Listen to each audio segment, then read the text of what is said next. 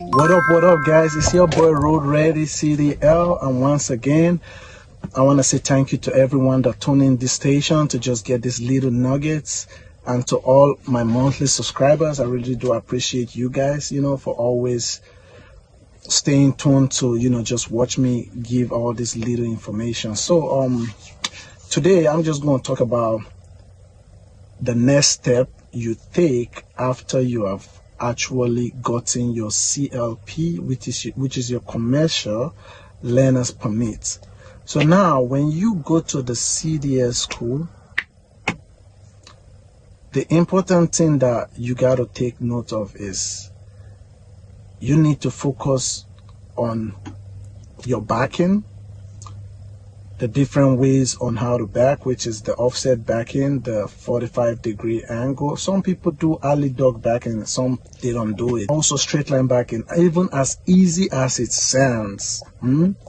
When you doing a straight line backing, it's not like you're just gonna leave your stereo straight like that and just keep going backward. You need to still be tweaking it a little, here and there, left and right like that, in order for you to be straight. Because if you just leave it straight, because of the kingpin, because you're driving a combination vehicle, the trailer has the tendency of going either left or right. So when you're doing those little adjustments, that keeps it actually straight. You understand? And also it's very important because they will ask you some specific question about some components when you're doing your pre-trip in the engine. So you want to read through that and kind of master it, kind of practice it, do it consistently, and you will get a hang of it. You feel me? It sounds like it could be fun too, because during my own time, I was really good at it. I was the first person they actually put in front to do the test for everything, like the pre-trip test, the air brake test, and after the air brake, we now did the different maneuvers and the backing before we now got on the road. So they literally put me in the war zone up front in order to make everybody look good, just because I had it all down packed and I was actually passionate. Because you got to remember, everything starts with the mind.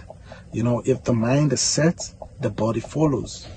So I already had the mindset that I want to do this, so while I was learning, I was kind of having fun, I was enjoying what I was doing, playing with it, finding different ways to study, different ways to get to understand what I am getting into and what I was, going to be doing, which made it easy for me to get through the process and have fun while doing it.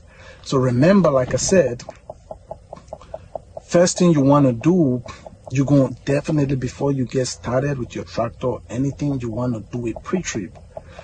Meaning you're going to walk around your tractor and your trailer. You're going to check your equipment in general. I don't want to name each and every word of what you have to check, but like your tires, your lug nuts, your lights. You will turn on your light test to make sure all the lights are working, because all those things could really mess you up on the road. If you don't check that, you can get a citation for that, like tickets for that for sure. You check your lights, you check your tires, you make sure the depth of the tire is at the proper depth. You want to check your brakes, if you have air brakes, your shoe brakes, whatever type you have, you want to make sure you check them to make sure it's at the proper level as well. You check your lug nuts, make sure it's not your lug nuts, all the bolts are in, and make sure there is no rust and also illegal weldings on your wheels as well. Then you want to open your hood. You want to check all that you need to check in the engine, the airline, the hoses in it. You want to check your you just want to look through everything and make sure that your leaf spring, U-bolt, the cutter pin, everything is there. The shock absorber, the brake chamber, the ABS airline, and all that stuff. You want to make sure everything is good. And also you want to, when you do those pictures, you want to check your registration. You want to make sure that the registration and everything is on point. You have your insurance, you have the registration up to date, and do a walk around, check, make sure everything is good. Check your trailer as well. check that there's no missing rivet, check underneath the trailer, the skirt, make sure everything is good, check your fifth wheel, make sure the fifth wheel mounts and everything is intact, no illegal wears as well.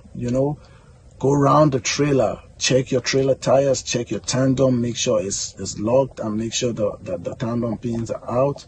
Go back, inspect everything, because that is the number one thing that will determine on how successful you are on this business. Because remember, if you don't inspect your equipment before you get on the road, it will lead to so many things. Aside them, you causing so much havoc on the road, which could be for safety reasons, which is very important. Remember, you're driving a combination vehicle, so this is very heavy.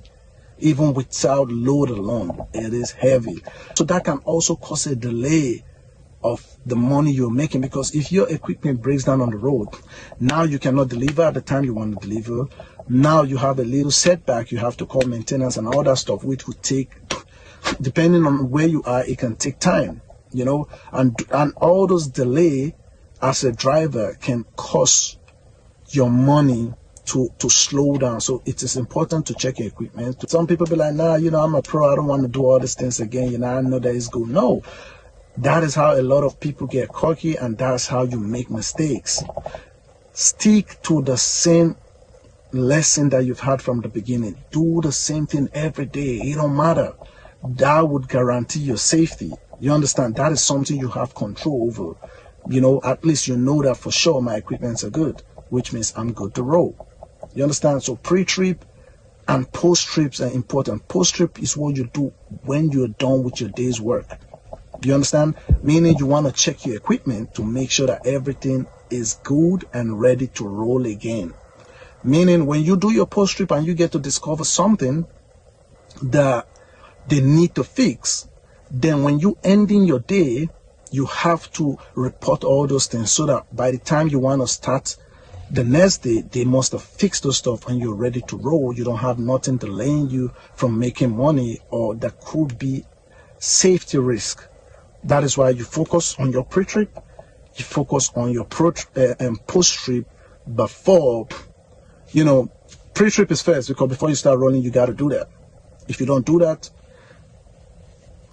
trust me, you're going against the laws, and that can really cause so much crazy stuff. You can lose your license, understand? So it is good to do that. And also, when you're done with your day, you do your post-trip.